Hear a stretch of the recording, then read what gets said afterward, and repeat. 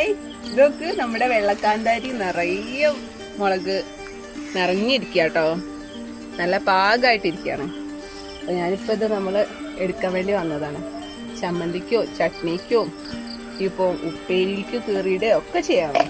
ഇതിപ്പോ മെയിനായിട്ട് നമ്മള് ഉപ്പിലിടാൻ വേണ്ടിയിട്ടാട്ടോ പറിക്കുന്നേ. അപ്പൊ നല്ല ടേസ്റ്റാണ്. നമ്മള് നോർമലി കാന്താരി ഉപ്പിലിടും, അതുപോലെ തന്നെ നമ്മൾ ഇതും ഉപ്പിലിടാറുണ്ട്. നല്ല എരിവാണ്. അപ്പൊ അത് ഉപ്പിലിടുന്ന വീഡിയോ നമ്മള് ഷോർട്ടായിട്ട് ഇട്ടുണ്ട് കേട്ടോ, കാണണേ. ഈ ഒരെണ്ണം നമുക്ക് നന്നായിട്ട് പഴുത്തിട്ടുണ്ട്. അപ്പൊ നമുക്കിത് വിത്ത് പാവാൻ വേണ്ടിട്ട് അമ്മ പറഞ്ഞിരുന്നു, ഇത് മരം പോകുന്നതിന് മുൻപ് നമുക്കൊന്ന് വിത്ത് പാവിടണമെന്ന്. അപ്പൊ ഇത് നമ്മള് മൂത്തതൊക്കെ പറിച്ചെടുത്തു കേട്ടോ. അപ്പൊ ഇന്നിപ്പോ ഇത്ര മതി. ഇതാ കണ്ടോ. അപ്പൊ ഇതേ ഈ ബോട്ടിലിന്റെ ഇത്രയും ഭാഗം നമ്മള് മുളക് പറിച്ചെടുത്തു കേട്ടോ.